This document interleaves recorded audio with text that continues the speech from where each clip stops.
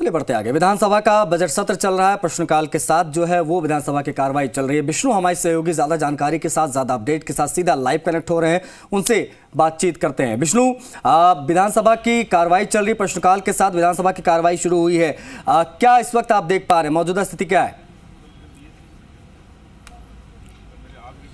बिल्कुल, अभी कार्रवाई शुरू होगी 11 बजे और इससे पहले जो तमाम एमएलए साहिबान हैं वो आना शुरू हो गए हैं और अब 11 बजे जब प्रश्नकाल के साथ विधानसभा की कार्रवाई शुरू होगी, बजट पर अभिभाषण, जो बजट अभिभाषण था उस पर बहस शुरू होगी। सत्ता पक्ष और विपक्ष के सदस्य अपनी बात रखेंगे और इसको लेकर तमाम वो है। और 16 तारीख को मुख्यमंत्री अशोक गहलोत रिप्लाई देंगे इस बजट भाषण पर। उससे पहले नेता प्रतिपक्ष की ओर से संभवतः सतीश पूनिया अपनी बात रखेंगे, वक्तव्य रखेंगे और उसके बाद मुख्यमंत्री रिप्लाई देंगे। और 17 को प्राइवेट बिल लाएंगे। मेरे साथ विधानसभा के उप मुख्य सचेतक हैं महेंद्र चौधरी, उनसे बात करते हैं। क्योंकि विधानसभा की जो कार्यसूची आ गई है 16 तक, 17 को भी प्राइवेट बिल रहेंगे। किस तरह के बिल रहेंगे, क्या रहेंगे? देखिए, मैं राजस्थान के लोकप्रिय मुख्यमंत्री अशोक गहलोत जी द्वारा जो 10 फरवरी को बजट पेश किया गया उसमें चर्चा हो रही है। कल करीब 2 दर्जन माननीय सदस्यों ने अपने विचार व्यक्त किए हैं और आज भी यही संभावना रहेगी, आने वाले कल भी यही संभावना रहेगी और 16 तारीख को सदन के नेता इस पर अपना वक्तव्य जारी करेंगे।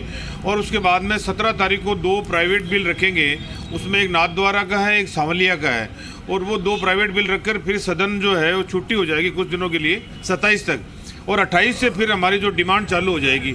28 1 2 3 4 तक चलेगा। फिर जो दीपावली होली आ रही है तो उसकी 4 दिन की छुट्टी होगी और 9 10 11 को फिर जो है वो फिर डिमांड पर चर्चा होगी। महत्वपूर्ण डिमांड रखी गई है इस बार, और जो डिमांड पहले कई बार चर्चा नहीं हुई उन डिमांड को भी शामिल किया गया है। जैसे वन है, राजस्व है, इस प्रकार की महत्वपूर्ण, पंचायत राज है, जो गांव से छूने वाले सब्जेक्ट है उसके ऊपर भी चर्चा होगी। और फिर हो सकता है बीएससी की मीटिंग में आगे तो सदन को आगे कहाँ तक 15-17 जहाँ तक भी ले जा सकते हैं उसमें फिर चर्चा होगी।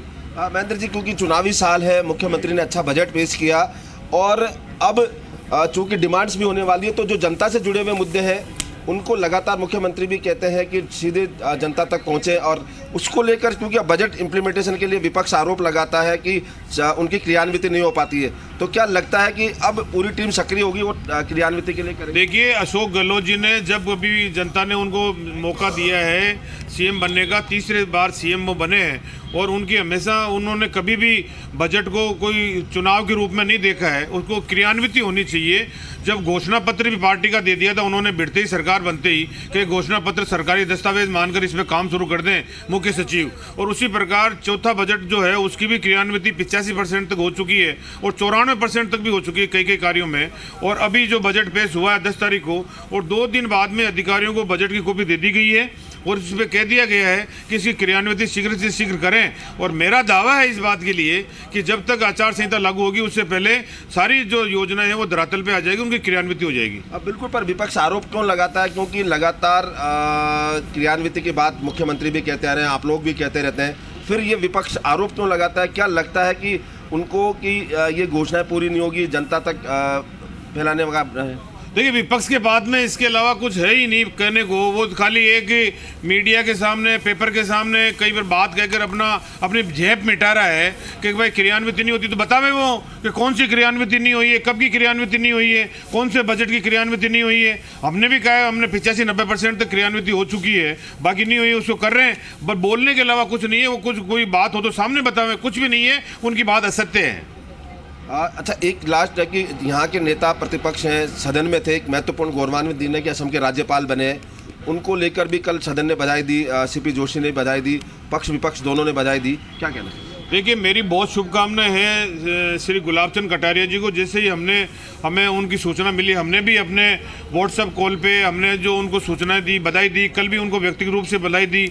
असम में वो गवर्नर के रूप में अच्छा काम करें, पब्लिक की अच्छा मैसेज आ रहा है उसके लिए। लेकिन जो उदासी भी कुछ देखने को मिली यहाँ पर, हमने भी मिला, वो उनके चेहरे पे भी मिली कि कई समय तक हम साथ में रहे, अब वो बिछुड़ जाएंगे हमसे। कल बीएससी की मीटिंग में भी वो अंतिम मीटिंग में थे। अब जब 16 तारीख को जब वो उनकी यहाँ से एक तरह से उनकी विदाई हो जाएगी तो हमने एक उनके उसमें एक फंक्शन स्पीकर साहब ने विधानसभा को सजाया जाएगा, लाइटिंग की जाएगी और डिनर का प्रोग्राम भी रखा है, ग्रुप फोटो भी रखी है। तो अपने साथी हम में से कहीं जाता है तो थोड़ा कष्ट भी होता है। वो जैसा अनुभवी नेता जो यहाँ पर आज सदन में जो थे तो थोड़ा कमी भी रहेगी, उनकी खलेगी कमी, इसमें कोई दो राय नहीं। आप बिल्कुल महेंद्र चौधरी थे और इन्होंने बताया कि यहाँ जो बजट है उसकी क्रियान्विति पूरी होगी। साथ ही उन्होंने बताया कि यहाँ जो कल भावुकता के क्षण भी आए जब गुलाब चंद कटारिया का जो बातचीत हुई लास्ट बीएससी मीटिंग में, वो शामिल हुए। इसके अलावा यहाँ पर 16 तारीख को संभवतया यहाँ पर विदाई दी जाएगी राजस्थान विधानसभा से गुलाब चंद कटारिया को। वो अपना इस्तीफा सौंप सकते हैं और उसके बाद यहाँ विदाई दी जाएगी। और उनके सम्मान में विधानसभा अध्यक्ष सीपी जोशी उन्होंने रात्रि भोज भी दिया है। तो कुल मिला के ये कहा जा सकता है कि अभी जो सत्ता पक्ष और विपक्ष दोनों ने एक साथ मिलकर यहाँ एक वरिष्ठ नेता, राजनेता है जो अब यहाँ राजनीति से अलग हटके अपनी नई भूमिका में रहेंगे, संवैधानिक भूमिका में रहेंगे। तो उनको बधाई दी गई है और गुलाब चंद कटारिया ने भी आभार व्यक्त किया था। तो आज अब नए सिरे से प्रश्नकाल के साथ बिल्कुल जाहिर तौर पर विष्णु एक अच्छा जेस्चर देखने को मिला सत्ता पक्ष का भी गुलाब चंद कटारिया को लेकर, वो तस्वीरें हमने देखी। लेकिन आज प्रश्नकाल के साथ जो है सदन की कार्रवाई शुरू होगी तो एक बार फिर से आपसे कनेक्ट होंगे और समझने की कोशिश करेंगे कि मौजूदा अपडेट क्या है। फिलहाल के लिए बहुत शुक्रिया आपका विष्णु।